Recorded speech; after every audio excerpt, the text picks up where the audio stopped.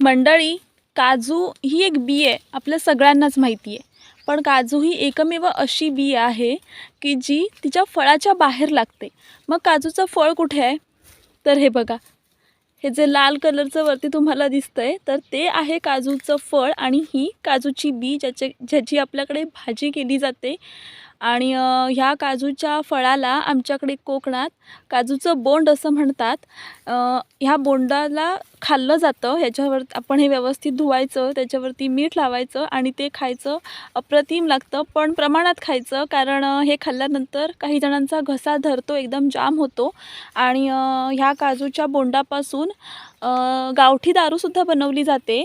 आणि ह्याच काजूच्या बोंडाचा रस जर आपल्या कपड्यांवर पडला तर ते डाग जात नाहीत. तर त्यामुळे आम्ही जेव्हा लहान होतो तेव्हा रंगपंचमी खेळताना या काजूच्या बोंडांचा रस पाण्यात मिक्स करायचो. तुम्ही असं काही केलं आहे का?